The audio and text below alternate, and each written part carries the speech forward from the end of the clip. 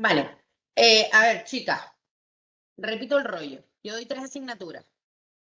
El tema, el vídeo anterior, que ya se subió, lo subió Sara hace tiempo, más el tema que hemos dado hoy, sería lo que entra en la siguiente fecha que tenemos clase conmigo. Vale, es un tipo test. Todo tipo test. Todos mis exámenes son tipo test. Voy a decir por aquí, aunque también lo podemos poner, yo juraría que lo miré en la escuela, que la próxima vez que tienen clase conmigo, si no alguna sí tiene por ahí, yo creo que es el 19 de abril, que sería la semanita después de Semana Santa, porque acuérdense que el 11 es la semana de Semana Santa. Yo creo que tienen, yo me lo apunté en la agenda, tienen conmigo el 19 de abril. ¿Vale? Sí, correcto. Vale, perfecto. Pues el 19 de abril tendríamos este examen y ya nos quitaríamos una asignatura completa, que es recepción. Y nos quedarían 2 mías. Vale, hay dos asignaturas, epidemiología y educación. Epidemiología es un rollo tremendo. La odio yo la asignatura, tengo que decirlo. Y educación me encanta porque es psicología pura y dura. Entonces, vamos a dar epidemiología primero, que es más rollazo. Nos quitamos epidemiología y ya educación, pues la damos después, ¿vale? Que es todo el tema de tipos de pacientes, cómo comportarse con un niño autista, todas esas cosas. Pero eso lo damos en el último. Y vamos a dar hoy epidemiología, ¿vale? Todos los temas que estoy colgando, como saben, están en la plataforma. Me los bajé de la plataforma para no meter la gamba y darles uno que no era. Vale, tema 1. Lo voy a dar en orden que pone en la plataforma para no liarlo. Vale.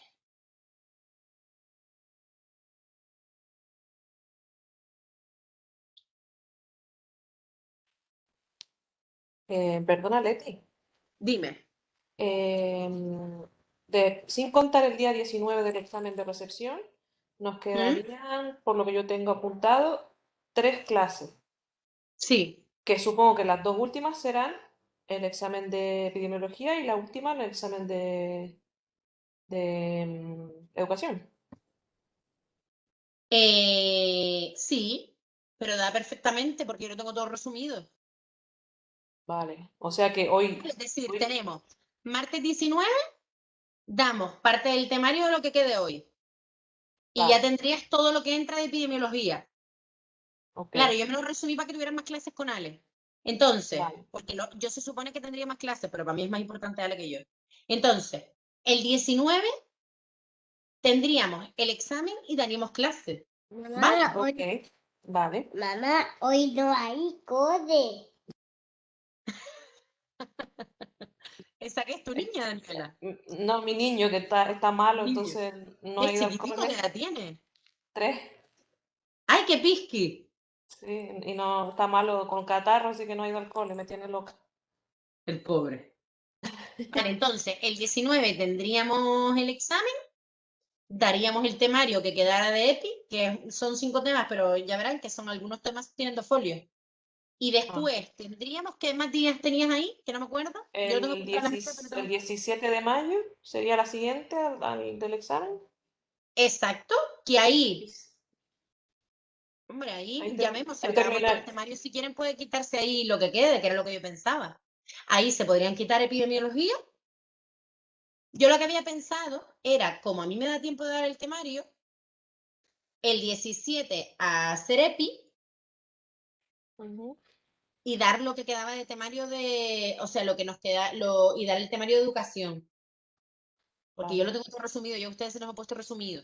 Y así tenían 2 martes, uno para mi examen, el siguiente de educación, y por si tenían alguna recuperación de algo, mía, de Ale, de algo. Ok, entonces, por eso, el 17 de mayo ya se terminaría en principio con todo el temario de todo, para luego en las 2 últimas clases dar examen el 7 que es una clase, un examen, y el 14 que es la siguiente clase, el otro examen. Uy, ahora me lié, Dani. Es decir, espérate. Mm, O sea, a ver, El el 19 tuyo, tenemos uno. Ahí damos temario. sí, El 19 temario, tenemos recepción. Ahora sí, vamos a dar temario de EPI ya. vale.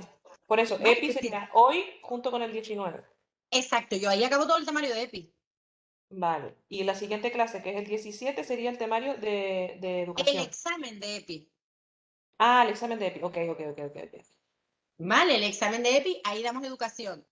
Que Ok. oye, que tardamos más, pues lo hacemos, nos quedarían 2 martes, podemos dar un martes el temario que nos quede, dudas, y el siguiente martes el examen. ¿Vale? Ok, vale, vale. Ahora Que hay sí. tiempo de historia, yo no tengo todo contado. Ok, Vale. vale. A ver, chicos, empiezo. Miren, este tema de epidemiología, la asignatura Vigilancia Epidemiológica es un rollazo tremendo. ¿Por qué? Porque no es una asignatura de algo, es como una asignatura como de diferentes temas. Es verdad que tiene que ver con la epidemia que tenemos ahora, ¿vale? De alguna manera, nos viene al pelo este año, pero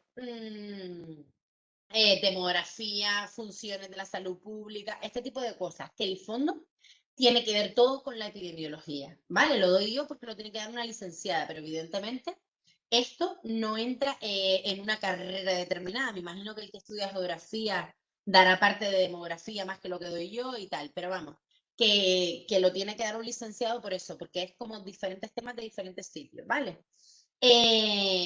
Bueno, como todo el mundo sabe, la demografía es la ciencia que es una ciencia y se encarga del estudio de la población, es decir, de su dimensión, de su estructura, su evolución y las características generales desde el punto de vista cuantitativo y estadístico. ¿Qué quiere decir cuantitativo y estadístico? Que se puede contabilizar, ¿vale? La demografía no se encarga de la parte de cualitativa, ¿vale? Que sería características tal, sino de las que se puede contabilizar. Por ejemplo, ¿cuántos hombres hay en España? Yo qué sé, 150.000, me lo estoy inventando porque hay muchos más. ¿Cuántas mujeres hay? ¿Cuántas mujeres menores de 25 años hay en el municipio de Teror? Demografía. ¿Cuántas mujeres con formación universitaria hay en tal? 50.000, ¿vale? Eso es lo que hace la demografía. La demografía dice, la población humana es un colectivo que vive en una área geográfica determinada y como tal se caracteriza por el número de personas que lo componen, por ejemplo, cuántas personas hay en el área o en la isla de Gran Canaria. ¿Tenemos que saber cuántas personas hay? Sí, porque hay que contabilizar un montón de cosas, ¿vale? Entonces, número de personas que componen. Clasificación de sus habitantes por edad y sexo, ¿vale? Por eso se contabiliza el territorio en el que viven y el componente tiempo, el momento en el que se contabiliza. Porque no hay el mismo número de población ahora que había antes de que hubiese tanta inmigración hace un año y medio. ¿Vale? La población en Canarias ha aumentado, por poner un ejemplo. ¿Vale? La demografía se apoya en otras ciencias, eso está claro. La demografía no se vale de sí misma nada más. Se apoya de la estadística, que es la que lleva toda la contabilidad, ¿no? El conteo. La sociología es una ciencia muy parecida a la psicología. Lo que pasa es que la psicología estudia a la persona y la sociología estudia a un grupo de personas, ¿vale? La ciencia de la salud, todo lo que conlleva, ¿no? La ciencia de la salud, medicina, tal, y economía. ¿Vale? ¿Y por qué tiene que ver la economía? Porque la economía tiene que ver en todo. Como ahora, por ejemplo, ¿hay una pandemia? ¿Influye en la economía? Sí. Así que la demografía se apoya en todas estas ciencias. La relación entre demografía y salud pública. La salud pública, como teoría y práctica, tiene como objetivo a la población humana, que son el objeto de estudio de la demografía. Es de esto de donde surgen las profundas relaciones entre ambas ciencias, que son necesarias y evidentes por la necesidad que la salud pública tiene de saber el volumen de la población, la estructura y la dinámica. La dinámica se refiere a las personas que mueren, las personas que viven, las personas que se van, las personas que vienen a nuestra isla, ¿vale? El estudio, el movimiento de la población. La demografía suministra los datos de la población necesarios para elaborar tasas, por ejemplo, tasa de natalidad, de mortalidad, todo eso. Yo a ustedes no les voy a hacer ni las pirámides de población, ni las tasas, ni nada de eso.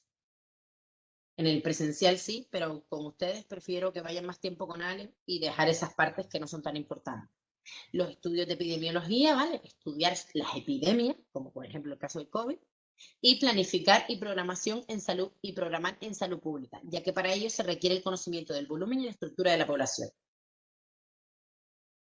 Después les va a salir todo el rato la salud pública, lo van a entender porque hay un tema solo de eso. Tipos de demografía. Existen dos tipos. La estática, que estudia la población en un momento determinado, ¿vale? Así como los individuos que componen en ese momento, y la dinámica, estudia la evolución de la población a lo largo del tiempo. Y los mecanismos por los que entran o salen. Por ejemplo, ¿cómo entramos? Nacimiento o inmigraciones, la gente que llega. ¿Cómo salimos? ¿Nos morimos o emigramos? Nos vamos a otro sitio. La demografía estática. Fuentes y análisis de datos. Es el estudio del volumen, de la cantidad, ¿vale? De la población. Quiénes lo componen y distribución de los individuos en un momento determinado. ¿Qué utilizamos? Dice, el factor que nos da la información son los censos. Los padrones y los registros civiles. Vamos a empezar con el censo. Dice, según el Fondo de las Naciones Unidas para las Actividades de la Población, el censo es el conjunto de procesos dirigidos a resumir, reunir, analizar y publicar los datos demográficos, económicos y sociales de todos los habitantes de un país o territorio geográficamente delimitado. ¿Cómo se crea un censo? Consiste en rellenar un cuestionario por parte del cabeza de familia o por un entrevistador que lleva los cuestionarios a los domicilios y los va a recoger. Las condiciones para un censo son que sean cuestionarios individualizados, aun cuando existan cuestiones familiares que se contestan con datos requeridos a cada miembro de la familia. O sea, nosotros llevamos, a lo que me refiero es, ellos le llevan al, como bien dice, al cabeza de familia el cuestionario y él lo rellena por cada persona de la familia, por ejemplo. No dices 4 personas, no, sino imagínense, una familia de 4, madre, padre, 2 hijos. El hijo qué edad tiene, la hija qué edad tiene estudios, no tiene estudios, ese tipo de cosas. Son obligatorios tanto los nacionales como los extranjeros. La información es estadística y no analítica. No analiza causas, efectos, consecuencias. No. Estadística, contabiliza simplemente. Y el derecho al secreto de esta información está regulado legalmente. Es importante que los cuestionarios sean entregados a la vez para tener la información en un determinado momento. No llevo los cuestionarios y yo los contabilizo, unos en el 2021, otros en el 2023, no.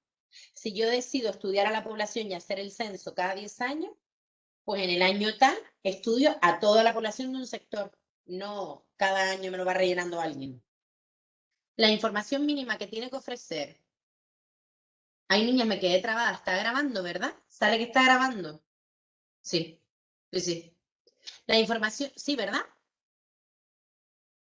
Es que a ustedes les sale un machanguito grabando delante. ¿Le sale, niña?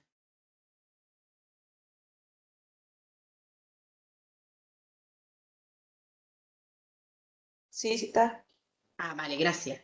La información mínima que tiene que tener un censo según la fundación, la FNUAP, la que dije antes, consiste en 9 variables.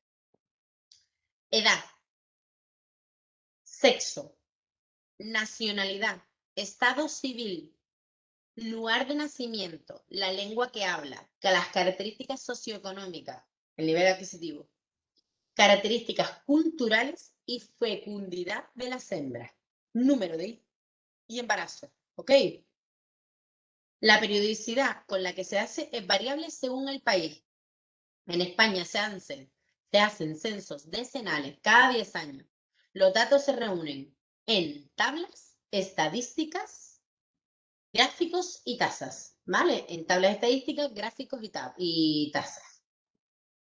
El inconveniente de los censos es el tiempo que se tarda en resumir los datos para que la salud pública actúe en consecuencia. Tipos de censo, los simples y los parciales. Los simples no se incluyen todos los datos de la FNUAP para los censos de población, pero conservan el carácter universal e individualizado y también son obligatorios. Y parciales son los censos en los que solo se encuentra una parte de la población. No es universal, independientemente del número de temas que se pregunten se conciben de tal manera que la parte elegida sea representativa de la población. Yo digo, bueno, pues esto representa una parte de la población. Se lo hago yo que sea, 15.000 habitantes y representa a la población de tal municipio.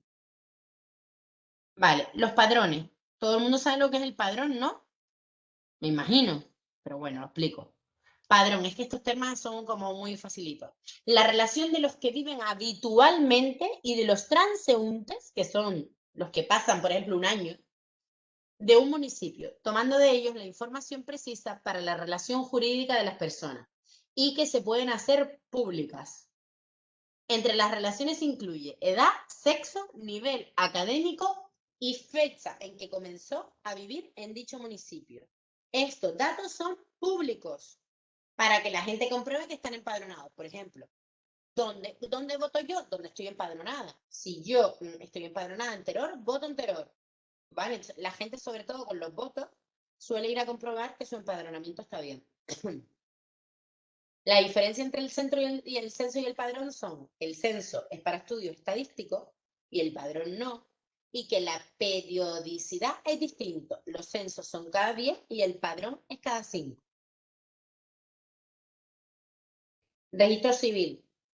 Son los organismos encargados de registrar la población, es decir, muertes, matrimonios, nacimientos. Así, si acudimos al registro civil y vemos cuántos nacimientos hay y cuántos fallecidos hay, si los computamos con el censo, podemos obtener la población. Hasta aquí todo el mundo lo entiende, ¿no? Vale. Aquí, esto, niñas, en demografía dinámica no entra, lo tachan. Porque eso lo di en el presencial, pero ustedes se los quité porque no les voy a dar todas las tasas, que es un rollo online.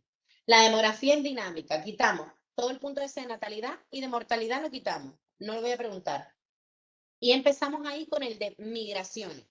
Esto facilito. ¿Qué es una migración? Un movimiento o traslación de la población de un lugar a otro y que hacen variar a la población en su conjunto. Hay una migración externa, que es emigrar, es el movimiento de la población de nuestro país hacia otro, como cuando la gente joven se ha ido, gente con carrera y tal, se iba a países de Europa.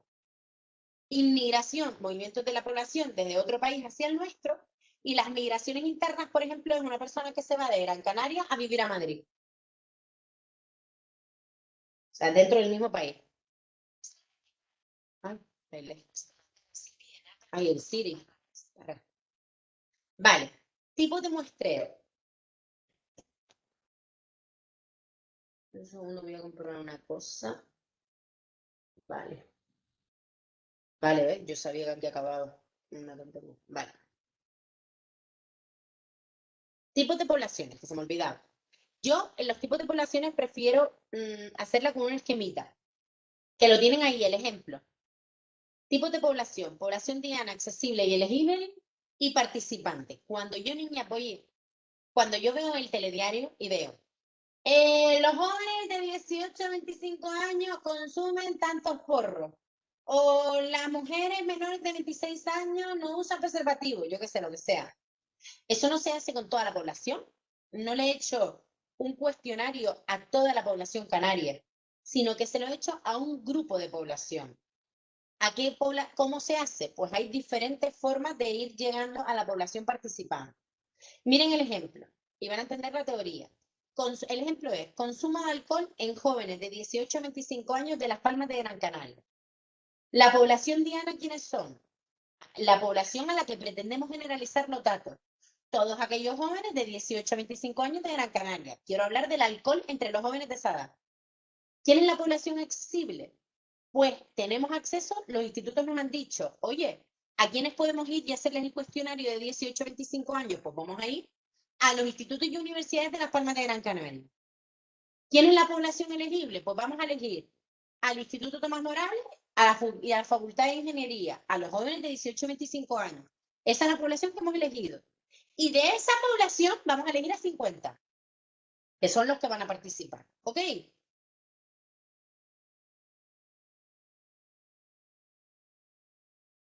Y por último, del tema, los tipos de muestreo. Ven, como ya hemos terminado un tema, ¿vale? Que son muy fáciles. Los tipos, bueno, fáciles, no son fáciles, son cortos, pero son un rollazo. Los tipos de muestreo. Los muestreos son las fórmulas, es decir, para yo llegar a formular una ley, a formular algo, por ejemplo, a decir, todos los jóvenes de 18 a 25 años consumen de media, yo qué sé, una botella de alcohol al mes, yo tengo que elaborar, o sea, ir cogiendo una muestra y de esa muestra, de la muestra que yo he cogido de la población, poder generalizarlo a la población. Pues hay tipos de muestreo. Dice, aleatorio probabilístico. Es el procedimiento mediante el cual se extrae de una población una muestra representativa de la misma, donde cada miembro tiene la misma probabilidad de ser incluido en la muestra. La ventaja es garantizar la imparcialidad. De yo decir, vale, pues de todo lo voy a generalizar a toda la población, pues no estoy poniendo ningún criterio, sino cualquier joven. Voy a generalizar a los jóvenes de 18. Cualquier joven de Gran Canaria de 18 años. ¿Vale? Vale. Tipos de muestreo. Probabilístico y no probabilístico. Los probabilísticos, aleatorio simple. Se elige al azar las diferentes unidades que van a componer la muestra. Al azar. Sin ningún criterio. Cualquier persona. Muestreo sistemático. Se eligen los elementos según una regla. Por ejemplo, elegir a la gente que vive en el sur. ¿Vale? Muestreo estratificado. Consiste en dividir a la población en subgrupos, por ejemplo, edad, sexo, y posteriormente seleccionar una muestra aleatoria simple de estos subgrupos. Por ejemplo, yo divido a la población en edad y ahora cojo una muestra de todos los niños de 18, cojo una muestra aleatoriamente, el que sea. Muestreo multietápico consiste en la extracción de una muestra aleatoria simple, aleatoria, a partir de agrupaciones naturales de individuos, por ejemplo, la universidad, un colegio, una asociación de padres y madres, así, ¿vale? Y en la segunda etapa, una muestra de individuos dentro de cada agrupación. O sea, de una agrupación que se hace de forma natural, un colegio, coge una muestra. Y después está el no probabilístico. Aquí las unidades se escogen utilizando un método, con lo cual no interviene el azar. ¿Vale?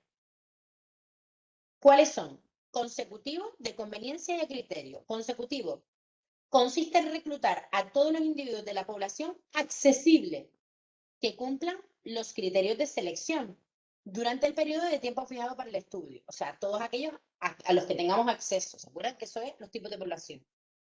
Muestreo de conveniencia. Se seleccionan aquellos sujetos más fácilmente accesibles, que generalmente son voluntarios. Había muchos estudios que hacían investigadores de la Universidad de Psicología que decían que a los que fuéramos voluntarios nos daban créditos de libre elección, ¿vale? Y teníamos que ir, nos ponían unos electrodos y tal, en investigaciones que hacían, esos serían voluntarios.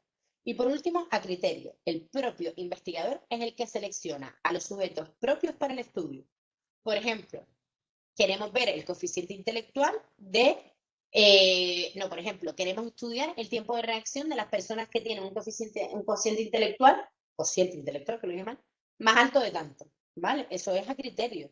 Yo estoy concluyendo la capacidad, yo que sé, de reacción de las personas que además tienen un cociente intelectual muy alto, ¿vale? Eso sería a criterio. Y ahí se acaba ese tema, porque esto de aquí también lo tachan, no lo voy a preguntar. Esto es la parte práctica. Esto se tacha, ¿vale? Hemos acabado el primer tema. ¿Alguna pregunta de esto, niña? ¿No? No. No, por mí no. Vale. Pero es un segundito que tengo un audio en lo que voy compartiendo de Virginia del Paso. En el tema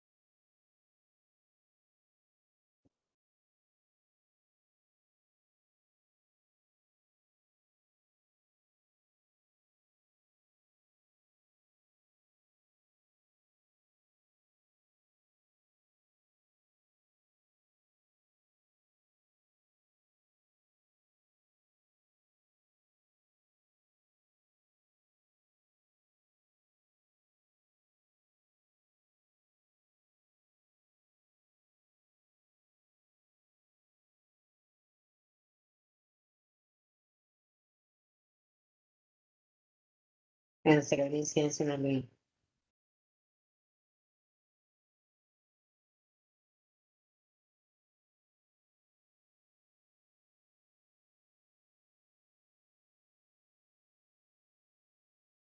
Vale, Microsoft Edge.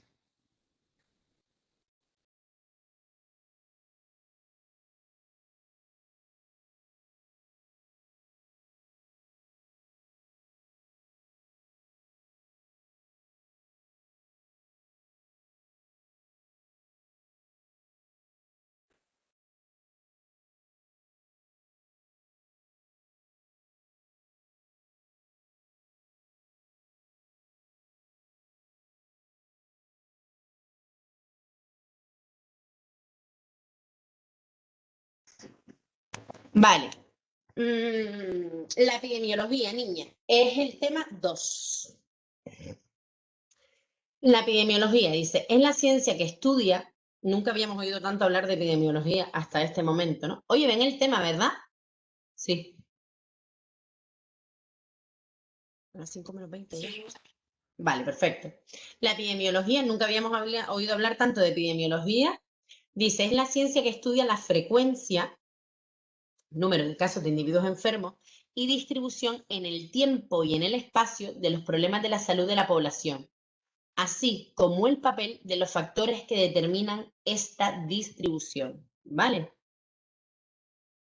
Hay varias ramas de la epidemiología. Tenemos la descriptiva, la analítica y la evaluativa. La descriptiva, si se estudia, describe mucho más, ¿vale? Estudia la frecuencia y distribución de los problemas de salud, empleando tasas, relacionando el número de personas que la presentan y una y otras características con los totales de la población. Se utilizan para estudiar la frecuencia de los problemas en función de las características de las personas, de su distribución geográfica en diferentes niveles y de su evolución a través del tiempo. La analítica, ¿qué es lo que le interesa? Las causas, ¿vale? Estudia el papel que ejerce la exposición a diferentes factores de riesgo. Y por último, la evaluativa evalúa los resultados de las acciones sanitarias en los colectivos. ¿Vale? La epidemiología evaluativa evalúa el resultado de la acción que se haya hecho. Por ejemplo, se ponen mascarillas. Ok, ponemos mascarillas a toda la población. Vamos a evaluar el resultado de esa acción que hemos hecho poniendo las mascarillas. ¿Controlamos, no controlamos? ¿Disminuye, aumenta la epidemia? Vale. Vale. Objetivos y aplicaciones de la epidemiología. ¿Cuáles son los objetivos? Calcular la frecuencia de la enfermedad. ¿Se entiende, no? La frecuencia. Describir un suceso biológico y el estudio de su distribución de acuerdo a las diferentes variables de persona, lugar y tiempo, para entender mejor la situación de dicho suceso y ver en qué circunstancias aumenta o disminuye la frecuencia. Todo esto lo han hecho con la pandemia. Y por último, describir las causas de salud y enfermedad. Y las aplicaciones. Diagnóstico de salud, es decir, describir el estado de la población. Investigaciones de causas y factores de riesgo. Conocer la historia natural de la enfermedad, cómo evoluciona la enfermedad. Identificar nuevas patologías. La vigilancia de la epidemia. Y planificar y evaluar actividades sanitarias. ¿Vale? Aquí bien, ¿no? Vale. El método epidemiológico. El método epidemiológico, chicas, es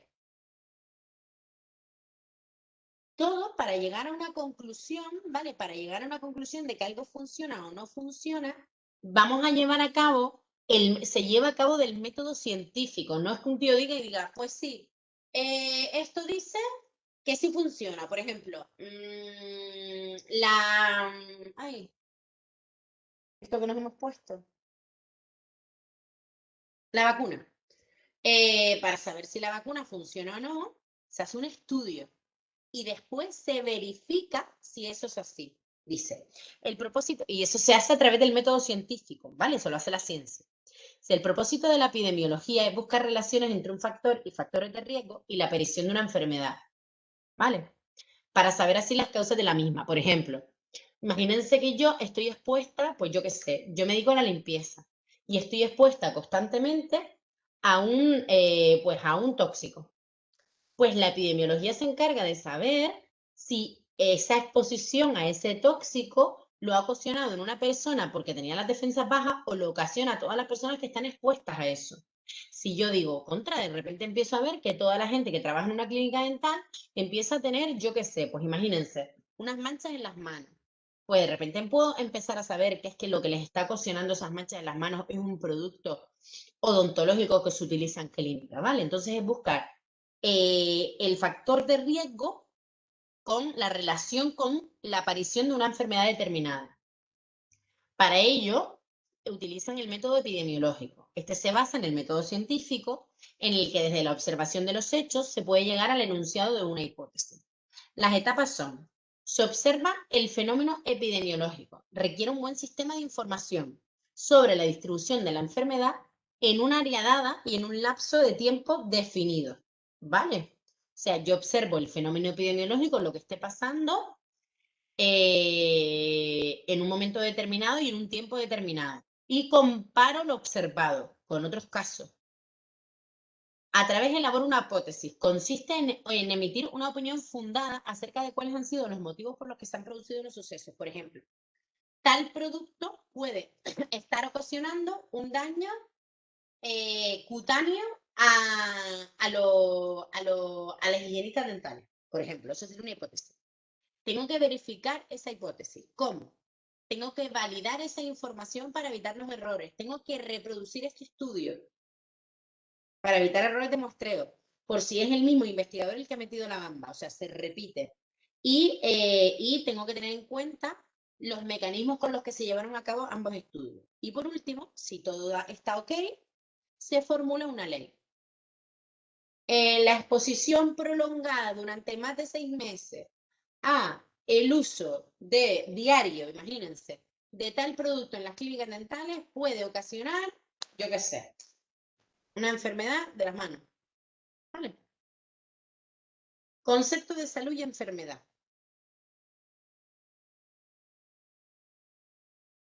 Dice, el concepto de salud ha ido cambiando a lo largo de los tiempos.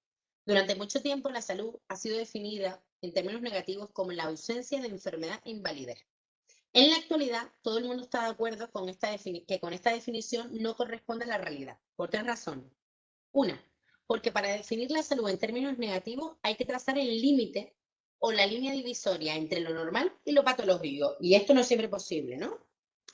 Porque los conceptos de normalidad varían con el tiempo y lo que ha sido considerado como normal en un momento determinado puede que no lo sea en una etapa posterior. Y las definiciones negativas no son útiles para las ciencias sociales. La salud no es ausencia de enfermedad.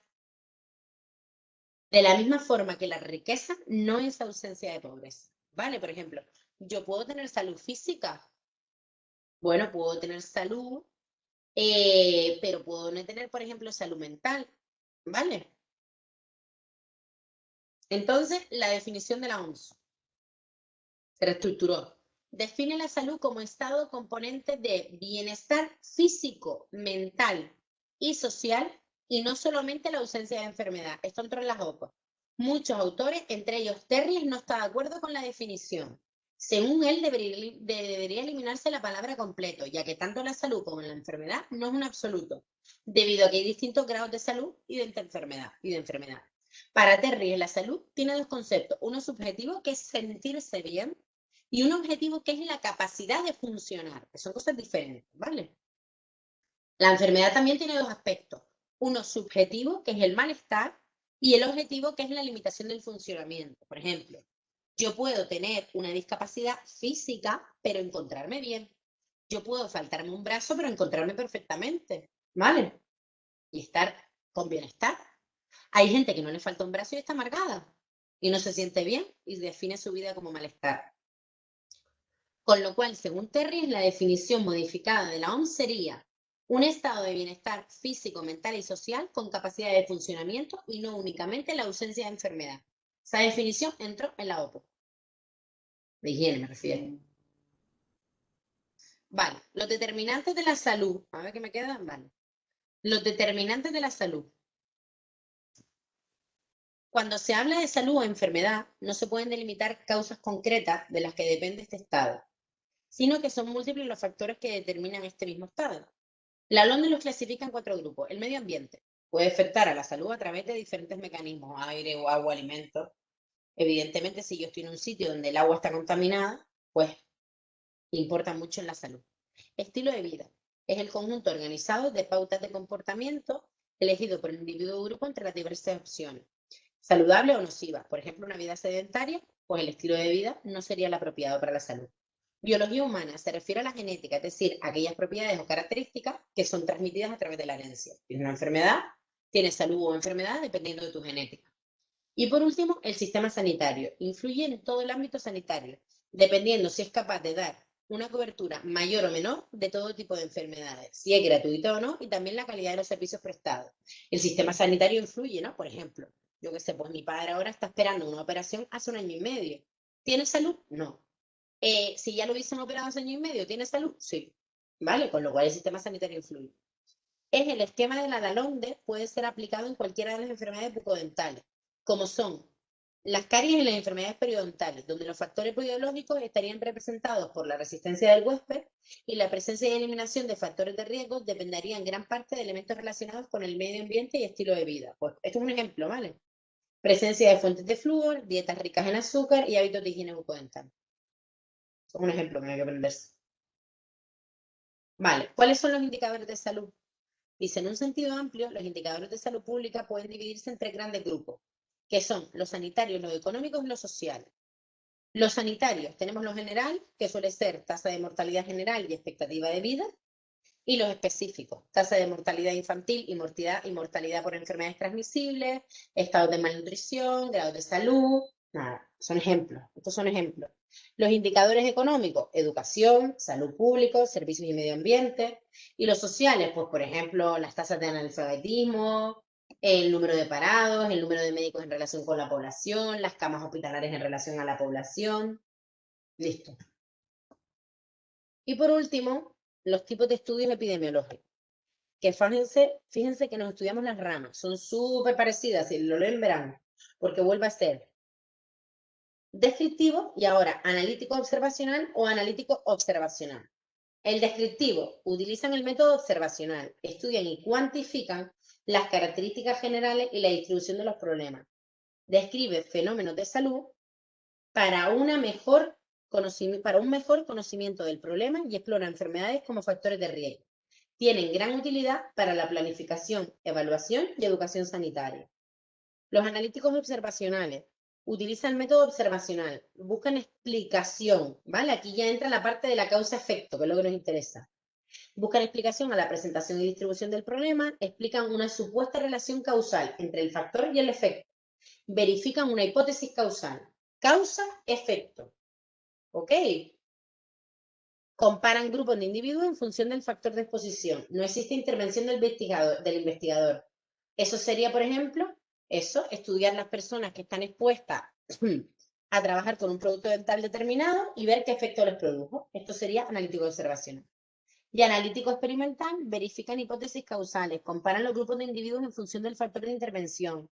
Existe una intervención del investigador que manipula la causa, utiliza el método experimental. El analítico experimental, ¿se acuerdan lo que él decía? Que manipulamos todo, que era lo que estaba antes en los tipos de estudio, ¿vale? Todo un poco rollo, yo no me suelo enrollar en el tipo test con esto, ¿vale? Yo esa parte que es muy rollenta no la suelo preguntar. Suelo preguntar cosas así de los puntitos me gustan mucho porque al final es que yo soy consciente de que estos 5 temas son un rollo. Entonces, voy mucho a los puntitos. Vale, la prevalencia y la incidencia. Esto entró también todo el tema del COVID, salía mucho en prensa. Dice, la prevalencia nos mide el número de personas que presentan el problema de salud que estamos estudiando. Es útil para la planificación sanitaria, hace referencia a estática en un momento determinado. ¿Vale? Estática, se mide en un momento determinado.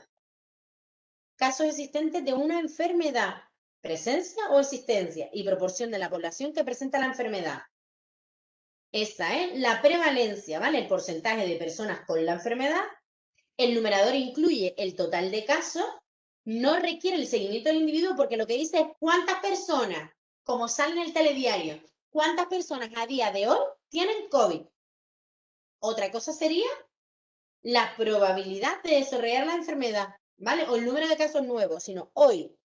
El número de casos nuevos cuando te dice, la incidencia es, ¿vale? Con lo cual, la prevalencia no requiere el seguimiento del individuo, depende de la duración de la enfermedad y efectiva para la planificación. La incidencia nos mide el número de casos nuevos que aparecen en una comunidad y en un periodo de tiempo determinado. Hace referencia a la aparición de la enfermedad, a los cambios en el estado de salud y es dinámico, mide el cambio. Por ejemplo, la incidencia, probabilidad de desarrollar la enfermedad, el numerador incluye los casos nuevos, requiere el seguimiento del individuo, no depende de la duración de la enfermedad y es efectiva para investigar la causa y el efecto. Yo estoy sin voz. Me quedo sin voz siempre en el semi. ¿Hasta aquí tienen alguna duda?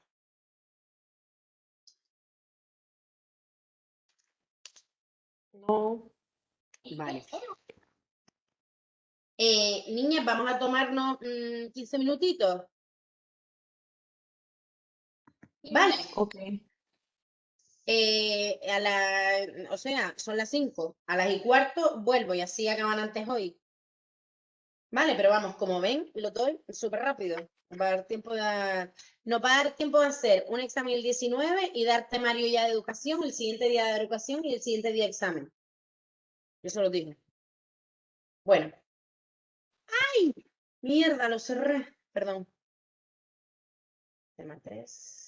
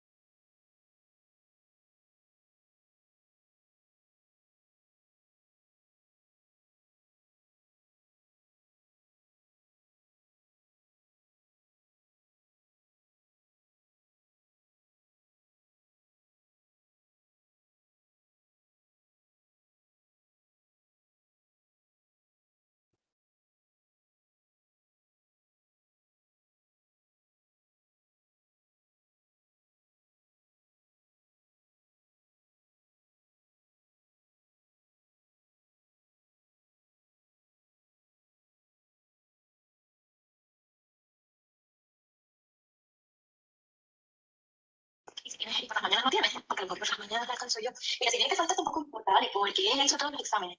Y prefiero, porque le está dando ansiedad en clase y todo, ¿sabes? Y necesita, dice que quiere un bache.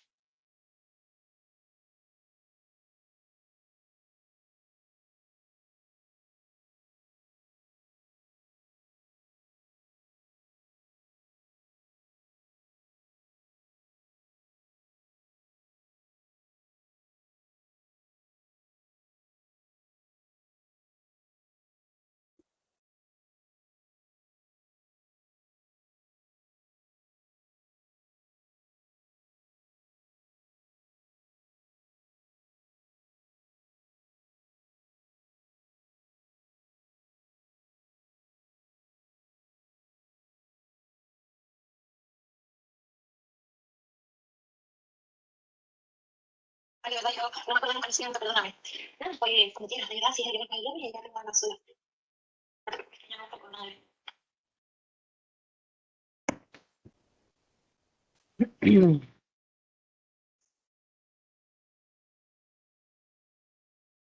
Niñas, ¿están? Y Vale.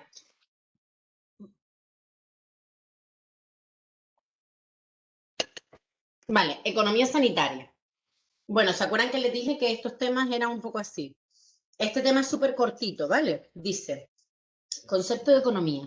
Ciencia social que estudia las relaciones sociales que tienen que ver con los procesos de producción, intercambio, distribución y consumo de bienes y servicios, siendo estos la satisfacción de necesidades humanas.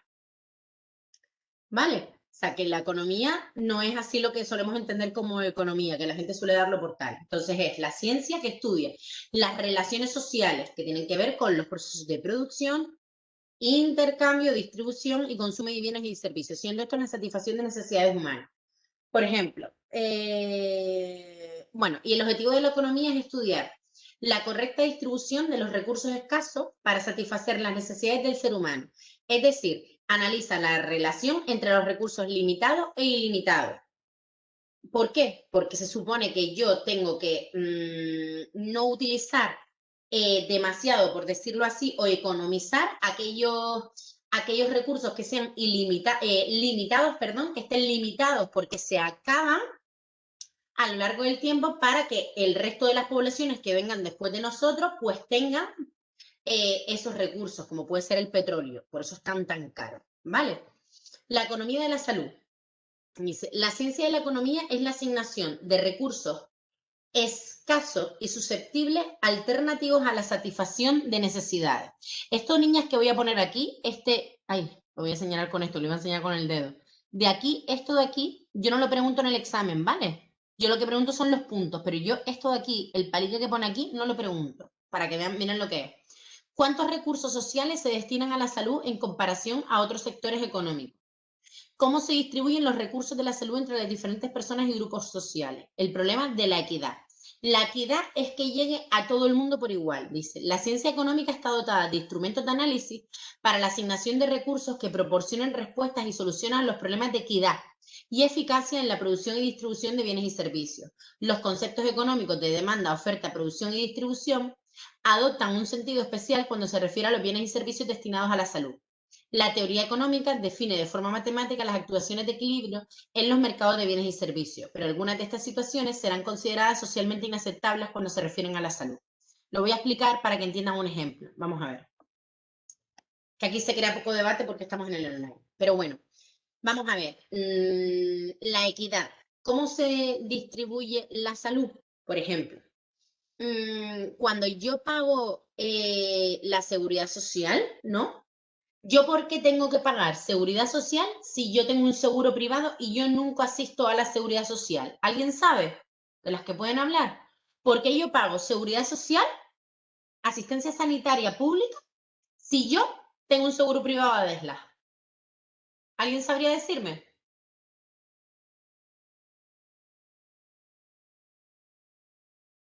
Vale, lo respondo yo. no, pues yo iba a decir, porque tienes que estar en el sistema, tienes que estar dentro del sistema público igualmente, la ocupes o no la utilices. ¿Pero para qué? ¿Dani? ¿Para qué? ¿Para qué crees tú? Para contabilizar la gente que, o sea, para saber cuántas personas son las que están en el servicio, ¿no? No, porque si yo no pago, que yo soy una persona que cobra todos los meses, y yo digo, mira, yo, como yo no utilizo el sistema sanitario público, yo tengo mi seguro de salud. Yo no lo pago, el sistema sanitario público. ¿Por qué lo pago yo? Para que la persona que no puede, no tiene medios y no tiene recursos, pueda utilizar el sistema sanitario. Ese es el principio de la equidad que se da en España, que no se da en todos los países del mundo. En Estados Unidos, ¿quién va a asistencia, quién tiene asistencia sanitaria? ¿Quién tiene pela? ¿Quién no tiene pela? Nosotros nos quejamos mucho del sistema sanitario español, pero es uno de los mejores del mundo. ¿Por qué? Porque da cabida a toda la población, sea una persona que está en la calle y que no tiene un duro, como que tú cobres 10.000 euros al mes, da igual, ¿vale? Entonces, yo estoy obligada a pagar en mis impuestos un dinero que se aporta a la sanidad y que se aporta, por ejemplo, a la educación pública. Y yo digo, bueno, pues si yo tengo un hijo en el colegio privado, imagínense, yo no tengo hijos. Yo tengo un hijo en el colegio privado y yo tengo un seguro privado. Y cuando el seguro privado me tarda verla, yo voy y pago mi médico de privado. ¿Por qué lo tengo que pagar? Por el principio de la equidad, ¿vale? Entonces, ¿qué es lo que se estudia? La distribución de esos recursos que sea lo más equitativo posible a todo el mundo. ¿Ok?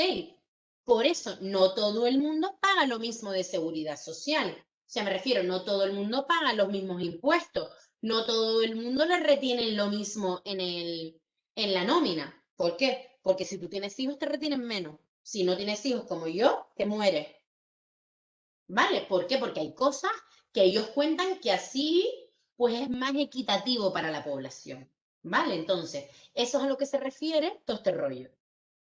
Distribuir, por eso ese rollo no se tiene que aprender. Simplemente lo que quiero es que sepan que el principio de equidad en España se refiere a eso, a que distribuyamos entre todas las personas los recursos que tenemos.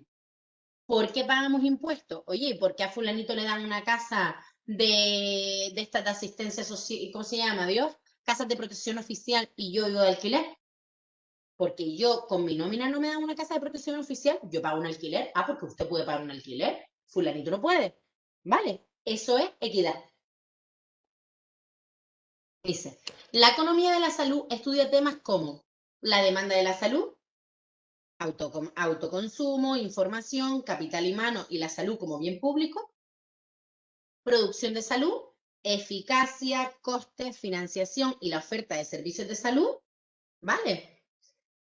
La determinación del precio de la salud, cuánto se debe pagar y quién lo debe pagar.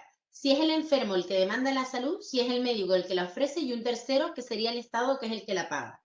La tendencia será a que se produzcan y consuman grandes cantidades de salud a precios muy altos. Ahora lo explico. ¿Se acuerdan que hubo una época que te daban una factura, bueno, con lo que tú habías utilizado en la seguridad social, pero que no lo pagabas, que era para concienciar a la población? Pues esto viene a ser el debate, ¿vale? De cuánto al final tiene que costar la salud. Y por último, los sistemas sanitarios, infraestructuras, o sea, lo que son, por ejemplo, los hospitales, todo eso. Las políticas públicas, por ejemplo, cuando sacan la política de, bueno, pues vamos de prevención, vamos a hacerle mamografía y ecografías a todas las mujeres entre 40 y 60 años. Ah, pues mi madre tiene 70, no se la hacen, porque ya se supone que hay unos estudios previos que dicen que hay más posibilidades de desarrollar un cáncer de mama a tal edad. ¿Ok? El sector público y la salud. Dice, en la segunda mitad del siglo XX se produjo un cambio de ideología y opinión, y en su práctica económica fue bautizada como el estado de bienestar. Las administraciones públicas asumieron gran parte de los gastos sanitarios, y estos crecieron de forma extraordinaria. Hoy en día, el concepto de estado de bienestar está cada vez más cuestionado. El sector público dispone de 5 instrumentos para diseñar y aplicar la política sanitaria. Informar, influir en la conducta de población, campañas antitabaco, campañas para que la gente, para evitar la obesidad, todo eso. Regulación de estímulos. Cuando se utiliza la potestad reglamentaria para facilitar y aumentar o desalentar determinada actividad privada que pueda proveer salud, ¿vale? Es decir, yo se basa más en la norma, ¿vale? En la norma, yo regulo estímulos porque yo tengo capacidad de, con mi normativa, hacer que se lleven a cabo determinadas actividades que pueden promover salud. Por ejemplo, si yo digo, todo el mundo, por ejemplo, no se puede fumar en los espacios cerrados. Eso, ¿qué pasa? Que si tú fumas en un espacio privado, multa que te pego. Ahí están utilizando la potestad reglamentaria que tienen, del reglamento, de la norma.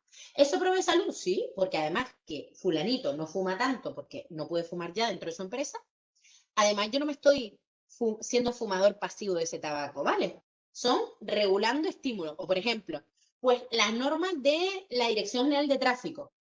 Si yo multo con mucho más a la gente que no se pone el cinto, pues evito problemas de salud graves y que mucha gente llegue con problemas o sea, con accidentes de tráfico que tienen evidentes consecuencias físicas importantes a un hospital. Regulación coactiva. Obliga a alguien a hacer algo, a financiarlo. Se incluye aquí, por ejemplo, la obligación de vacunar o financiar la seguridad social de los empleados, ¿vale? Eso sería una forma. Por ejemplo, obligación de vacunar a todos los niños menores de tanto. Eso es regulación coactiva. Financiación pública y provisión pública. Se lo voy a explicar con un ejemplo. Dice, financiación pública. Parte de los fondos públicos obtenidos mediante impuestos o por omisión destinados a financiar la prestación privada. ¿Esto qué es, chicas? Por ejemplo, yo pondría el ejemplo ahí para que lo entiendan, porque si no te quedas loca.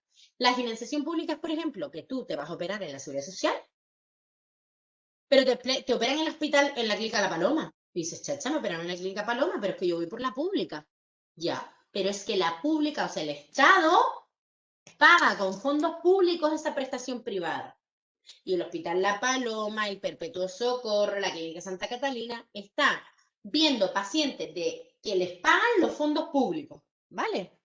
Y por último, la provisión pública. Por ejemplo, cuando tú vas directamente a las infraestructuras de propiedad del Estado. Por ejemplo, yo voy al Insular, me operan en el Insular, me operan en el Negrín, provisión pública. Me operan en La Paloma, financiación pública. ¿Ok? En la utilización de estos 5 instrumentos, los gestores públicos deben utilizar criterios de eficacia, o sea, conseguir los objetivos en el menor tiempo posible y al menor precio posible, y equidad a todo el mundo por igual, para adoptar decisiones sobre priorización y racionalización. ¿A quién priorizo? Por ejemplo, la salud mental. ¿A quién priorizan en la salud mental en los hospitales públicos? ¿Priorizan a menores? Priorizan a intentos de suicidio, ¿vale? Pero lo más que priorizan son menores. Y después priorizan, por ejemplo, la gente que está muy mal. Trastornos psiquiátricos agudos que no puede tratar un médico de cabecera ni de broma, gente que tiene intentos de suicidio, ¿vale? Hay una serie de priorizaciones. Si tengo 2 personas con un cáncer, una tiene 75 y otra tiene 40, en la persona de 40 va mucho más rápido que en la de 75 y además es más joven. Priorizo a la de 40. Cosas, ese tipo de ejemplos, ¿vale? Eficacia y equidad. Dice, la información, o sea, estamos hablando de lo de arriba, la regulación de estímulos y la regulación coactiva tienen una gran eficacia respecto a la elección entre elegir entre provisión pública y financiación privada. Y financiación pública, perdón. Se debe financiar al proveedor de salud que proporcione más al menor precio. Pero permanece cierta ambigüedad. Es muy difícil medir la eficacia del gasto porque es muy difícil valorar el producto obtenido. A día de hoy, el proveedor privado, que estamos hablando de cuando vamos al Hospital La Paloma, tiene más capacidad de controlar su gasto, porque tiene gestores ahí controlando todo, que no son funcionarios, pero tiene más calidad para menos personas. El proveedor público es equitativo para todo el mundo y va a más personas. ¿Ok? Ay. Concepto de prioridad, de priorizar. Dice, ningún presupuesto sanitario podrá financiar todos los servicios sanitarios demandados. Cuando se ofrece un servicio sanitario a todo el que lo solicita, sin tener en cuenta la capacidad de oferta, conduce a la aparición de colas, de retardos en meses de la prestación del servicio, de asignación de servicios que puede, al que puede. Espérense un segundo, voy a mover el portátil quedando sin vista y ahora lo tengo muy bajito. Y no sé dónde agrando la pantalla, soy una tronca en un ordenador. Vale, vuelvo a empezar. Que online me cansa el triple en la escuela. A ver, concepto de priorizar. Ningún presupuesto sanitario podrá financiar todos los servicios sanitarios que se demandan. Ningún presupuesto, ¿vale? Porque hay demasiados demandantes para la oferta que hay. Ahora con el COVID, ¿qué ha pasado? Que se ha colapsado el sistema.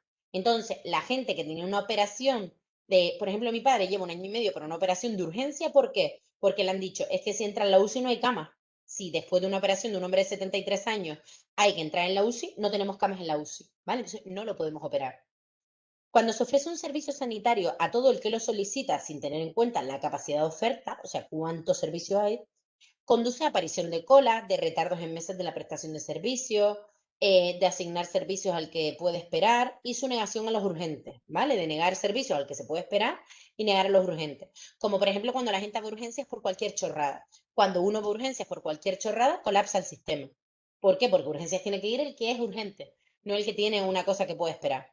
Entre los sistemas de priorización se citan definir servicios de alta prioridad, que sea posible para todos.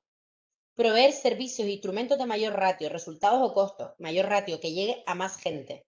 Priorizar el servicio a los que no estén capacitados para financiarlos por sí mismos. ¿Vale? Priorizamos el servicio a los que no estén capacitados para financiarlos por sí mismos. Por ejemplo, una persona muy mayor, porque tú al final ves, yo qué sé, por ejemplo, el médico de cabecera. La realidad es que muchas veces pasa.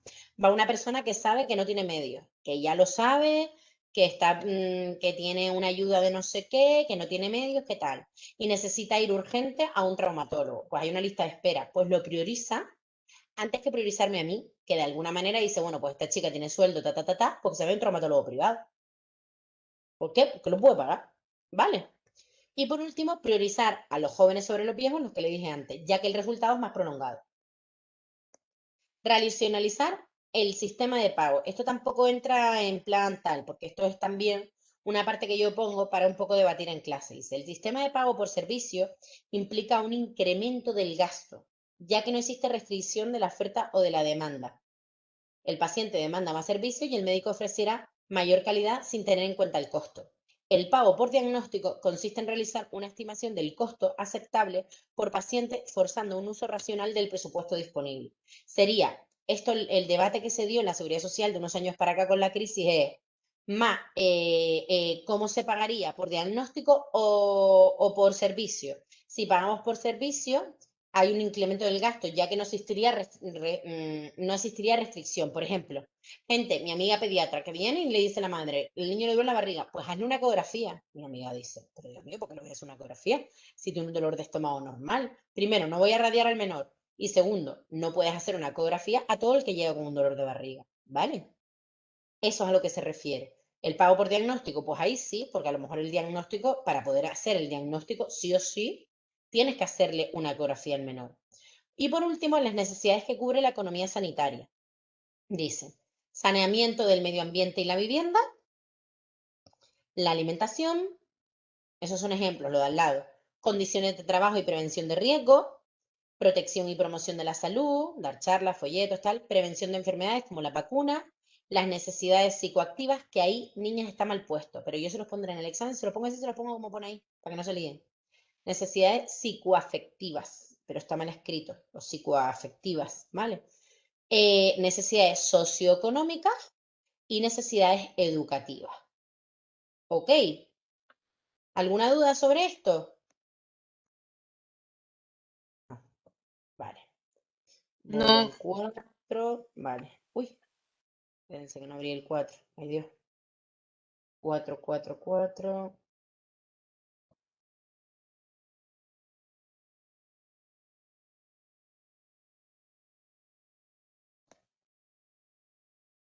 Este es cortísimo. Se dan cuenta, ¿no? Cómo he resumido los temas. A ver. Vale. Compartir.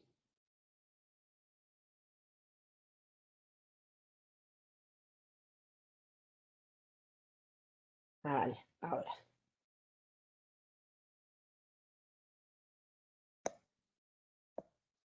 Déjame mirar una cosa nada más. 5 boletas. Vale.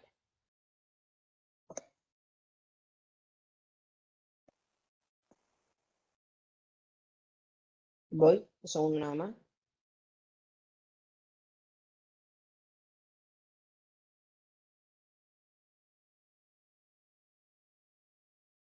Ay, Porcheli, ¿dónde están? Aquí. Aquí. ¿Dónde estoy? ¿Eh?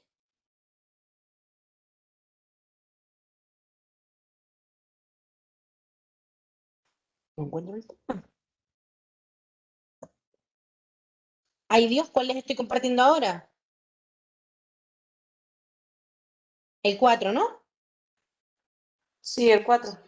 Vale, Bueno, perdón. sí, ahora el 4. 4, salud pública, vale. Sí. Vale, dice, podemos, bueno, la salud pública es la que se encarga, ¿vale?, de la prevención y el control de las enfermedades. Lo que pasa que aquí habla de la parte dental, ¿vale? Dice, salud pública, concepto, después ya habla a nivel general. Podemos definir la salud pública como la que se encarga de la prevención y control de las enfermedades dentales y de la promoción de la salud dental mediante esfuerzos organizados de la comunidad, que incluye educación sanitaria dental del público, investigación dental aplicada, administración de programas grupales de cuidados dentales y prevención y control de enfermedades dentales en el ámbito comunitario. Todas saben, me imagino, que en la pública lo que se hace son exodoncias e higienes a niños hasta una edad, bueno, también porque está el Padicán, y a embarazadas. Y evidente, si hay alguna enfermedad bucodental, pero normalmente si hay que hacer un tratamiento de restauración y tal, pues evidentemente se manda directamente al dentista, ¿vale? Al dentista privado, porque la salud pública por ahora, o sea, perdón, la sanidad pública por ahora no tiene ese servicio. Se entiende como salud pública al conjunto de actividades organizadas de la comunidad dirigidas a la protección, promoción y restauración de la salud. De las actividades, unas son las propias de los servicios de salud y dirigidas primariamente a la consecución de los objetivos de la salud pública, y otras son organizadas por la comunidad, ahora lo explico, que contribuyen de forma importante a la promoción de la salud de la población, por ejemplo, políticas económicas y de vivienda, urbanismo y tal. Esto se va a explicar después en un esquema, ¿vale? Porque diferencia mucho lo que es la salud pública y lo que es la salud comunitaria. La salud comunitaria es más de la comunidad. Por ejemplo, no todos los centros de salud tienen las mismas políticas. No todos los centros de salud realizan las mismas charlas. ¿Por qué? Porque no es lo mismo un centro de salud en la zona de Ginamar, por ejemplo, que puede realizar charlas a jóvenes haciendo una prevención de las jóvenes que se tienen embarazos muy pronto y que a lo mejor en otras zonas pues no pasa tanto, ¿vale? Ese tipo de cosas. Entonces, las comunidades, o por ejemplo, nosotras en este año no lo hemos hecho por el COVID, pero todos los años yo las llevo en segundo, en esta asignatura, a dar charlas. A ustedes no las llevaba el grupo de embarazadas, pero sí las llevé a la cárcel un año y tal, a las que podían ir en horario de clase. Este año no he llevado ni a las del presencial ni a las del semi por el tema del COVID. Entonces, cuando yo voy a dar una charla, por ejemplo, al centro de salud, vamos al centro de salud de vecindario. ¿Por qué? Porque la funcionaria que está ahí, ¿no? La higienista, fomenta que vayamos y demos la charla. Entonces, esa comunidad, ese centro de salud al final tiene su propia comunidad, aparte de la normativa que viene a nivel nacional. ¿Vale? Ustedes tengan en cuenta que nosotros tenemos normativa a nivel nacional, pero después tenemos normativas a nivel de comunidad autónoma. Y dentro de la comunidad que habla de la población de un grupo determinado de gente, de personas, los centros de salud también tienen relación con los ayuntamientos. Entonces, todo está organizado de otra manera. Entonces, cada centro de salud, aunque lleve la normativa estatal, nacional, pues tiene también, aparte, evidentemente, la canaria, pero tiene también, pues, una serie, en muchas cosas, pues, tiene una potestad donde ellos pueden tomar decisiones y hacer algunas cosas que no hacen en otros sitios. La salud pública es una responsabilidad de los gobiernos y ellos son los que deben organizar todas las actividades comunitarias que directa o indirectamente van a contribuir a mejorar la salud. Las metas de la salud pública según la OMS, que es la Organización Mundial de la Salud, son promoción de estilos de vida, prevención de enfermedades y servicios de rehabilitación y salud. Si se dan cuenta, pues son los 3 puntos, ¿no? Al final, promocionar un estilo de vida que es antes de prevenir, al final va junto de la mano, y después rehabilitar. Las funciones de la salud pública, estas 10 funciones que hay aquí, que ustedes ven aquí, este esquemita de aquí, salió en las oposiciones. Esto que ven aquí tan raro, salió en las oposiciones. Funciones de la salud pública, promoción de la salud mediante acciones sobre el medio ambiente y acciones sobre el individuo, medio ambiente, higiene alimentaria y saneamiento ambiental, sobre el individuo, educación sanitaria y medicina preventiva. Restauración de la salud a través de la asistencia sanitaria y la rehabilitación y reinserción social de los individuos. Con lo cual, por ejemplo, ustedes saben que en un centro de salud no solo existen los médicos, no solo existen los enfermeros, también existe un trabajador social que también se encarga de la reinserción social de los individuos. Por ejemplo, una persona que no tiene trabajo, es verdad que hay unos organismos que se encargan de eso, pero, por ejemplo, una persona mayor que va al centro de salud y el dentista localiza que le hace falta una prótesis para comer, no tiene dinero, de un duro. Pues el trabajador social se hace cargo de ese mayor y ve qué tipo de ayudas necesita, ¿vale? Ese tipo de cosas. ¿Está? Todas las disciplinas de dentro del centro de salud están conectadas. Funciones generales: administración sanitaria, la administración, estadísticas de salud, demografía, todo lo que hemos ido dando en los temas. Epidemiología, programas de salud, planificación sanitaria, la legislación sanitaria, la docencia profesionales y la investigación científica. Son las funciones generales de la salud pública. Y la salud comunitaria. Hay que contar con la responsabilidad y participación de la comunidad en acciones de planificación, administración, gestión y control llevadas a cabo para obtener un estado óptimo de la salud de la comunidad. Para que los ciudadanos puedan ejercer sus derechos y deberes de participación de salud en la salud comunitaria, deben estar informados y educados sanitariamente. ¿Cuáles son las funciones de la salud comunitaria? Son más concretas, si se fijan: la educación, políticas de urbanismo, vivienda, obras públicas, acciones o políticas de distribución social de los recursos. Y la odontología comunitaria dice: prestación de servicios preventivos y asistenciales de forma integrada a todas las personas de una comunidad, sanas y enfermas. Incluye la investigación de factores ambientales, sociales y de conducta causantes de enfermedad, así como la promoción de su corrección. Atención primaria en salud. Dice: la odontología comunitaria necesita para desarrollarse plenamente su integración en el sistema de atención primaria y su ejecución es dentro del equipo de atención primaria. Médico, odontólogo, higienista, trabajador social llevan a cabo funciones de promoción de salud, asistencia sanitaria y trabajo social en el centro de salud y en la comunidad. Es fundamentalmente asistencia sanitaria puesta al alcance de individuos y familias de la comunidad por medios que les sean aceptables con su participación y a un coste que la comunidad y el país pueda soportar.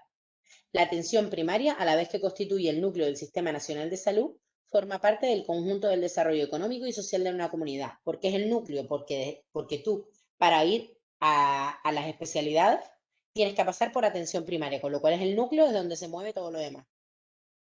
Los principios que distinguen este concepto son equidad en la distribución de los cuidados sanitarios, siempre se los digo, igualdad, participación de la comunidad, prioridad en prevenir, la prevención, darle prioridad, utilizar tecnologías apropiadas y un enfoque multidisciplinario de los problemas sanitarios. Multidisciplinar es de las diferentes disciplinas. No solo, por ejemplo, cuando voy a atender al viejito y que no puede masticar bien, pues oye, pues no tiene dinero para una prótesis, pues lo que hay. No. Llama al trabajador social, el trabajador social hace un estudio de cuál es su situación, si no puede costearlo la seguridad social se le manda al ayuntamiento, o se habla con un dentista o con un protésico que no tenga. Por ejemplo, yo conozco una clínica y un laboratorio protésico dental en Telde que subvencionan prótesis dentales a los viejitos de Taliarte, a los que no tienen medio, ¿vale? O sea, esos servicios los conoce, por ejemplo, la trabajadora social, el ayuntamiento. Vale, y ahora esto, que se pusieron estos números aquí, porque al resumirlo todo, se me pusieron estos números aquí. De estos números olvídense. Esto es un cuadrante y no lo podía cambiar, no había manera. Diferencias entre salud pública y salud comunitaria, ¿vale? El usuario. ¿Cuál es el usuario de la salud pública? Toda la población. De la salud comunitaria, una comunidad, una zona. ¿Quién tiene la iniciativa en la salud pública? La administración, el gobierno. ¿Quién tiene la iniciativa en la salud comunitaria? Compartida, el gobierno y la población. Por ejemplo, cuando nosotros vamos a un centro de salud y damos una charla embarazada sobre higiene bucodental, la iniciativa la está teniendo la población. Acceso al servicio, a la salud pública es más difícil, a la salud comunitaria es mucho más fácil, es más rápido, ¿no? Cuando tú llamas al centro de salud es mucho más fácil. La asistencia prestada es periódica, la asistencia de la salud comunitaria es continuada, siempre.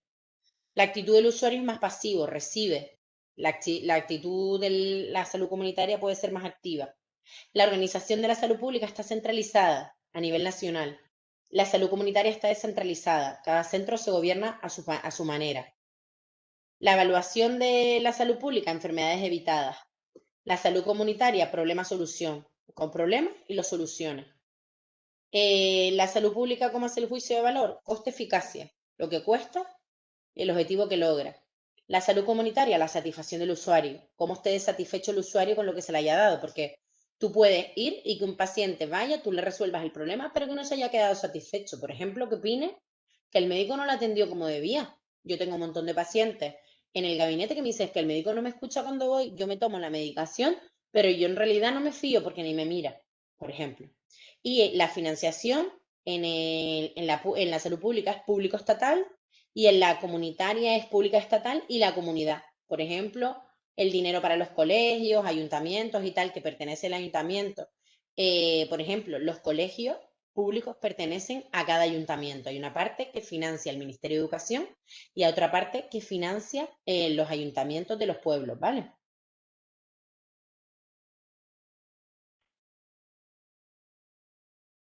¿Hasta aquí bien?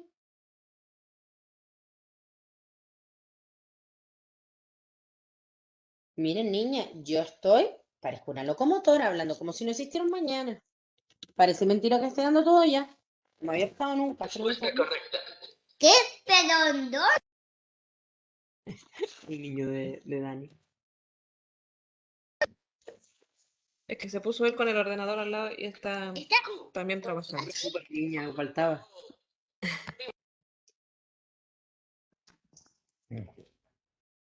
Mm,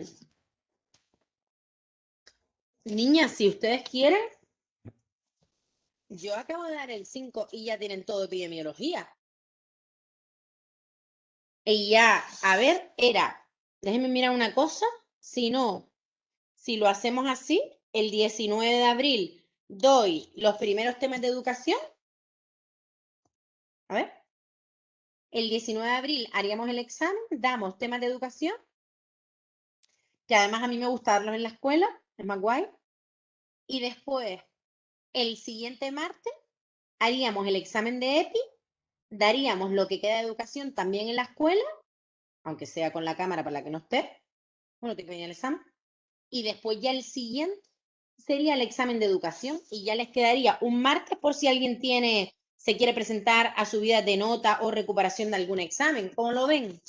¿Doy el 5? Por mí, Vale, sería venga. pensar a las demás. Por mí igual. Ya. Vale, y así no los quitamos y tienen más tiempo para lo demás. Un segundito.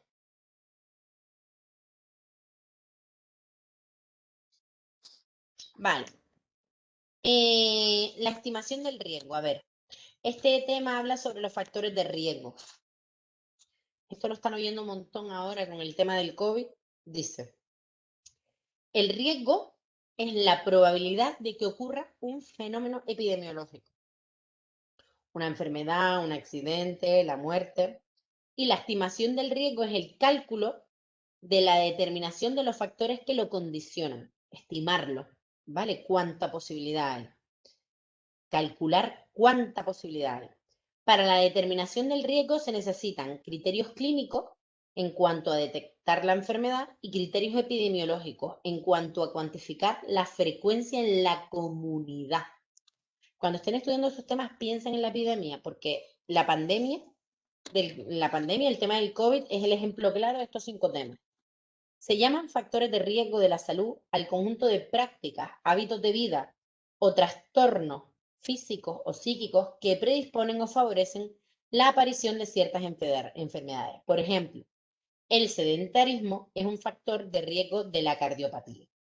Aquel grupo de individuos que estén incluidos con características en determinados factores de riesgo se le denomina grupo de riesgo. Aunque hoy en día este concepto se ha sustituido por el prácticas de riesgo, mucho más amplio, con el que se advierta a la población general que el riesgo lo tiene cualquier persona que realice prácticas de riesgo.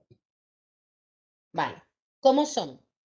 La naturaleza de los factores de riesgo, ¿cuáles son? La naturaleza es exógeno o endógeno. Exógeno, por ejemplo, pues lo que viene de fuera, la exposición profesional a algo, el microclima de la vivienda, la polución atmosférica. Y los endógenos, los que vienen de dentro para afuera. Por ejemplo, tener más edad, la constitución, los factores genéticos, ¿vale?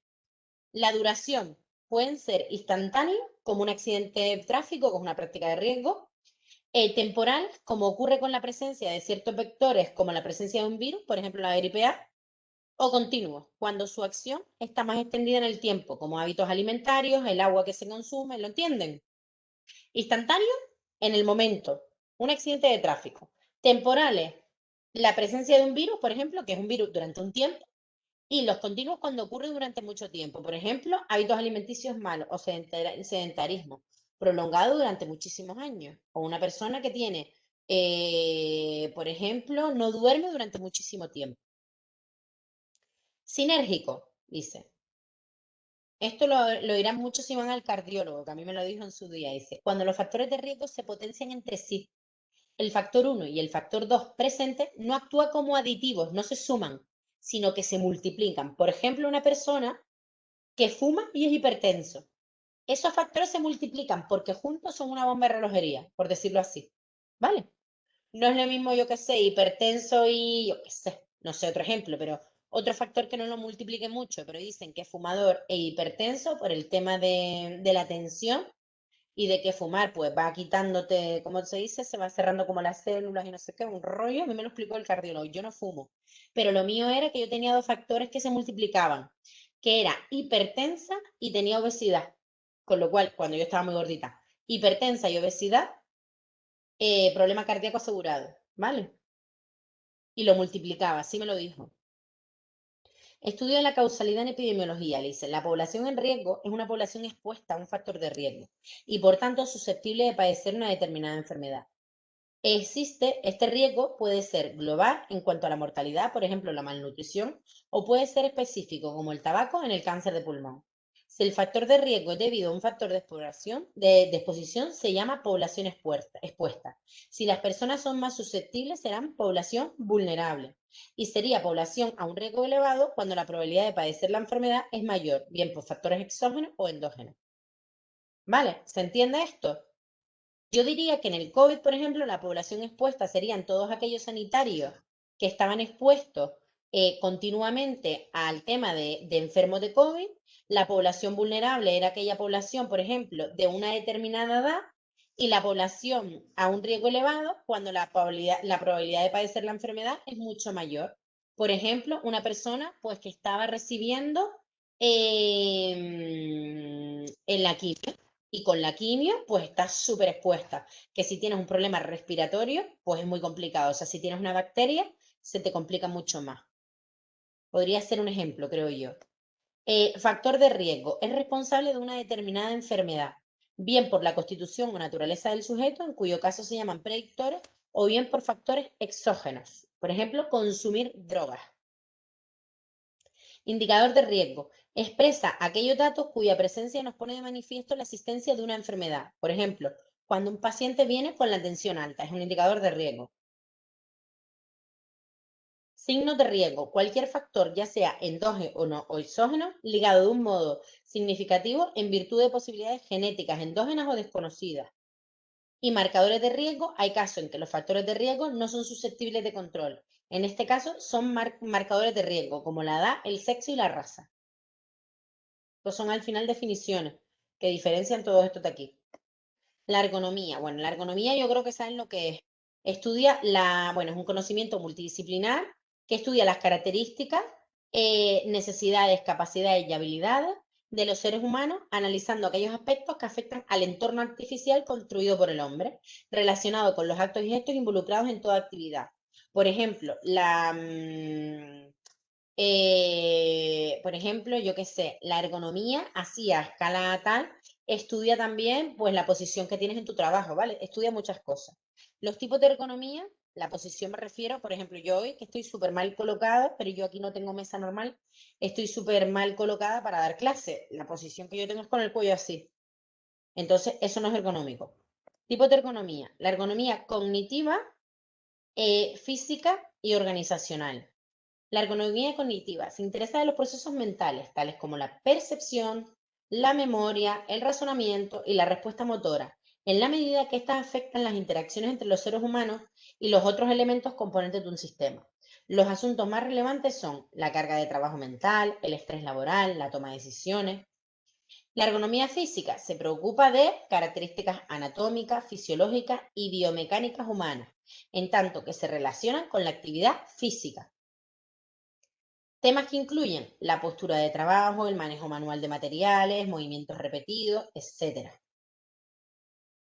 La ergonomía organizacional se interesa en la optimización de sistemas sociotécnicos como, por ejemplo, diseñar un horario laboral que suponga menos trabajo o menos carga para la persona. Por ejemplo, dice una empresa, bueno, en vez de tener horario partido, vamos a poner en la clínica dental a todo el mundo horario corrido. Eso es ergonomía organizacional.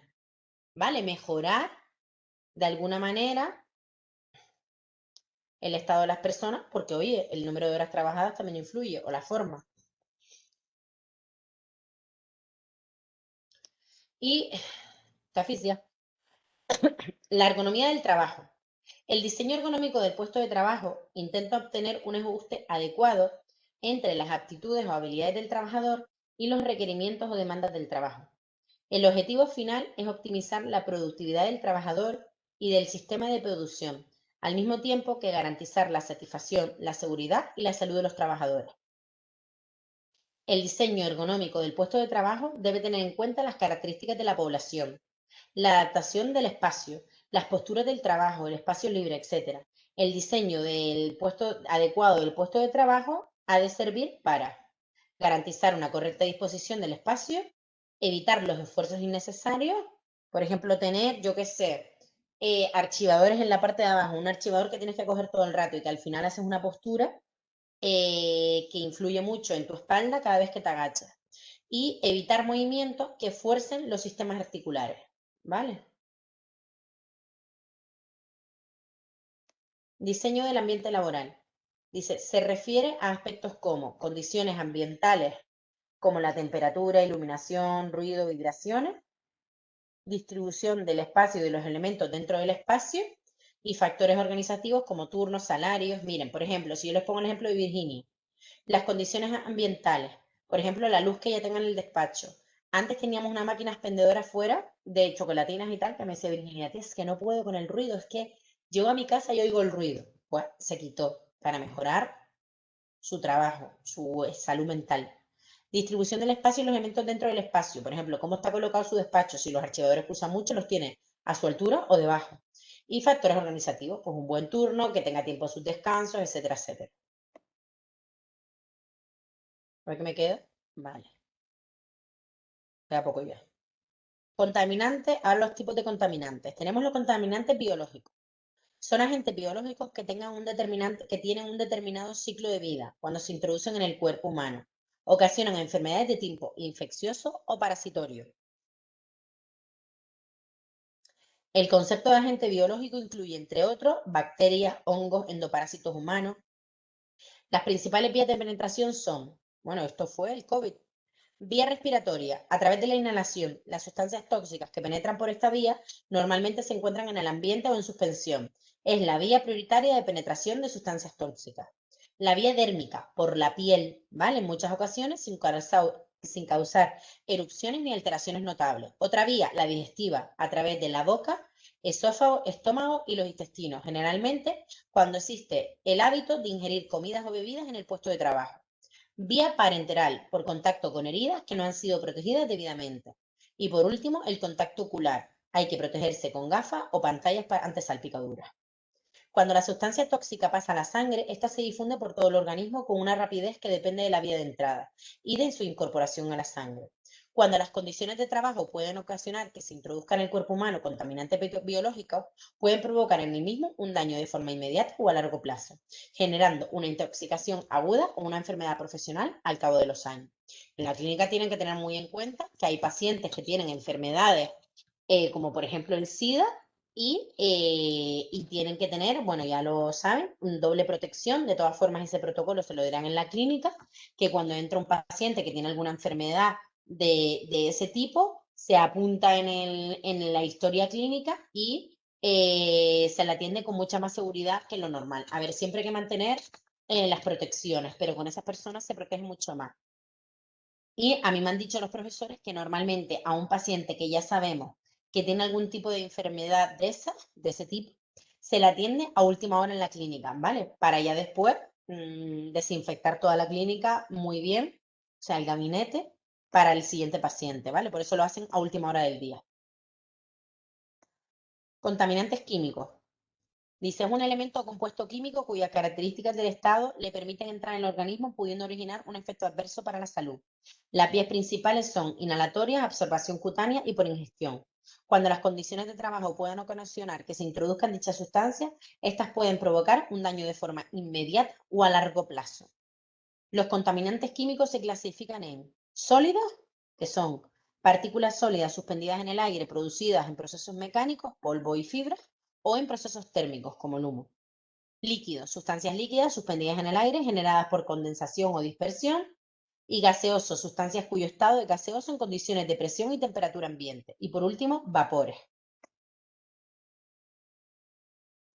Las radiaciones son ondas de energía o partículas cargadas que al incidir sobre el organismo pueden llegar a producir efectos dañinos para la salud. Los efectos dependen de las dosis absorbidas por el organismo, pudiendo afectar a distintos tejidos y órganos, provocando desde náuseas, vómitos o cefaleas hasta alteraciones cutáneas y cáncer. Para protegerse de las radiaciones se utilizan diferentes medios como reducir al máximo la exposición a la radiación o añadir blindaje interpuesto entre las radiaciones y el trabajador. Ustedes en clínica sería, por ejemplo, cuando utilizan el aparato de rayos. Ruidos. Los trabajadores sometidos a altos niveles de ruido, aparte de sufrir pérdidas de su capacidad auditiva, pueden llegar a la sordera. Además, acusan una fatiga nerviosa que es origen de una disminución de la eficiencia, tanto en el trabajo intelectual como manual. Se puede definir al ruido como un sonido no deseado y por tanto molesto, desagradable y perturbador. El nivel de ruido se mide en decibelios. Hay un nivel de ruido a partir del cual se considera peligroso y se hace necesario protegerse. Y por último, el estrés, que se lo explicaré mucho mejor en la asignatura de educación, que es psicología. Pero bueno, el estrés. Dice, la primera definición. Hay muchísimas definiciones de estrés, ¿vale? Pero bueno, he puesto aquí una. Dos. La primera definición, desequilibrio sustancial entre la demanda y la capacidad de respuesta. ¿Qué es el estrés, niñas? El estrés laboral, por ejemplo, es cuando a mí, por ejemplo, mi dentista me dice, mira, tienes que hacer 10 higienes en 5 horas. Estoy estresada porque tengo más demanda de lo que a lo que yo puedo responder, más demanda a de lo que yo, pero por Dios, ya se me traba la lengua, me demanda mucho más de lo que yo puedo hacer, eso es estrés. Y la segunda definición, respuesta del cuerpo a condiciones externas que perturban el equilibrio emocional de la persona. El estrés laboral, conjunto de reacciones nocivas, tanto físicas como emocionales, que concurren cuando las exigencias del trabajo superan a la capacidad, los recursos o las necesidades del trabajador. Los trastornos que ocasionan el estrés se ven agravados si los problemas laborales se unen a problemas personales. La exposición prolongada al estrés en el trabajo afecta al sistema nervioso, disminuyendo la resistencia biológica y perturbando el balance fisiológico del organismo. Por todo ello, el estrés puede ocasionar varios problemas somáticos y psíquicos, como todos estos que ponen aquí. Niñas, pueden ocasionar todos estos o más. Cada vez se saben más. Estos son los típicos. Elevación de la presión sanguínea. Yo tengo pacientes hipertensas, con tensión alta, que se suele acabar en una hipertensión arterial. ¿Por qué? Porque están sometidas a tanto estrés que llega un momento que tienen tensión emocional, que lo llaman los cardiólogos, que no es por algo físico que te pase, sino que estás sometida a tanta tensión que al final la tensión se te dispara. Gastritis y úlceras. Todo lo que tiene que ver con el sistema digestivo, un 60% de los problemas digestivos están relacionados con el mundo emocional de la persona. Prácticamente un 60%, dicen los digestivos. Disminución de la función renal, mismo. Insomnio, no dormir. Agotamiento, alteraciones del apetito, aumentar de forma considerable el riesgo de enfermedades cardiovasculares y diabetes, depresión o ansiedad, cefalea, dolor de cabeza, disfunción sexual también. El estrés hace que el apetito sexual sea imposible. O sea, por una parte, las mujeres pues disminuyen su apetito sexual y muchos hombres tienen disfunción eréctil. Nerviosismo, taquicardia, trastornos intestinales, de todo tipo, tics, puede haber de todo. De repente la persona siente que se le para, que tiene una parálisis aunque no la tenga, ¿vale? Porque muchas cosas son que te las produces tú con el estado emocional. ¿Alguna pregunta, chicas? A No, mí no. no, una pregunta. Que no me extraña que cuando se lo vayan a estudiar tengan algunas, pero vamos, que me lo hacen por el grupo de, por Sí, yo el te grupo de WhatsApp. escribo, Dime. que yo te escribo por Sí, el sí, sí, cuando WhatsApp. se lo vayan a estudiar, como ahora lo que se tienen que estudiar es recepción, no se líen. Primero recepción, el primer tema que dimos hoy y los temas anteriores. Bueno, con descargárselo de la plataforma tienen, que son los 3 temas que hay en la plataforma. Ok, ¿Vale? Y yo ahora le digo a Sara que cuando pueda descargue los temas, porque yo no los puedo descargar en mi ordenador, Sara va, hoy es martes. sí, Sara va a la escuela el jueves. ¿Vale? Le voy a decir que los descargue para después ya me lo envíe y yo lo subo en mi YouTube. ¿Vale? vale, ok. Pues nada, mis niñas, yo tengo la voz que ni me la siento. Es que No sé por llevas lo que... más de 3 horas hablando. Claro, porque como no haces descansos, ni porque la gente no Yo pregunta, estaba en entonces el es como, trabajo, yo es estoy en el horrible, lo odio. trabajo, ya llegué a mi casa, he estado conduciendo y tú hablando por la radio de mi coche. Qué fuerte, Dani. Mira, Dani, tú el viernes no vienes, ¿no? A la tutoría. Si se puede, no vengo. Si es No, no, no, posible, si no. tienes que ir a trabajar Claro, y puedes mandarme los papeles con Javi, maravilloso. es que Javier se lo dije y no me responde porque yo le pedí, sí, porque yo no he subido a Las Palmas ningún día para enviarte el papel ese firmado. Vale, si Y no, cuando bajes a Las Palmas en cualquier otro momento, los dejas en el buzón. claro, yo estaba pensando eso, pero últimamente yo no voy solo hasta San Fernando de mi casa. Vale, vale, vale, no Pero te preocupes, no hace falta hablaré que con estén ya Javier sí o sí.